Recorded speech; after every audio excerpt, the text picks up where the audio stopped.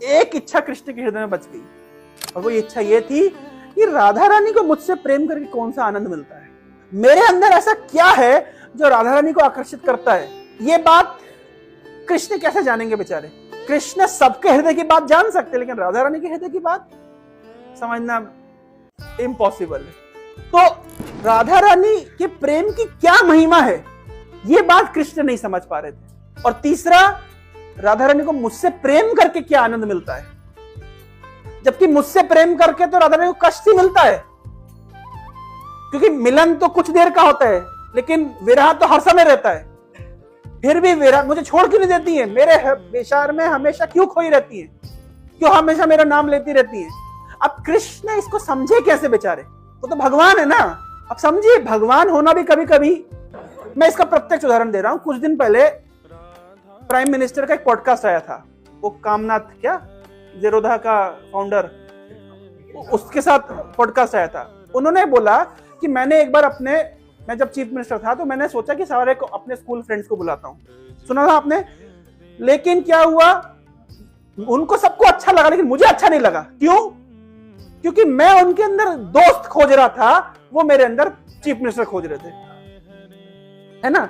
इसका मतलब है कि चीफ मिनिस्टर होकर के अब मैं वो रस का आस्वादन नहीं कर पा रहा हूं। तो कृष्ण भगवान होकर के भक्त के भाव का आस्वादन नहीं कर पा रहे।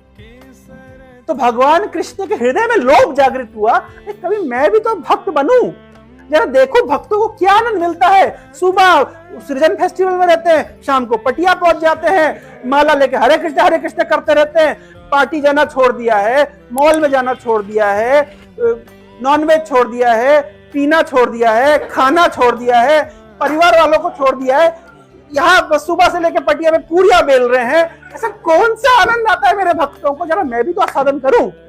समझ रहे, भक्तों के हृदय के भाव को समझने के लिए भगवान को क्या बनना पड़ा, भक्त बनना पड़ा।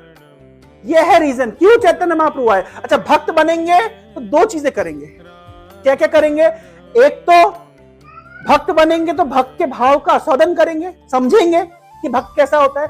दूसरा, अगर भक्त बनेंगे तो भैया भगवान जो बनते हैं वो टॉप मोस्ट के बनते हैं।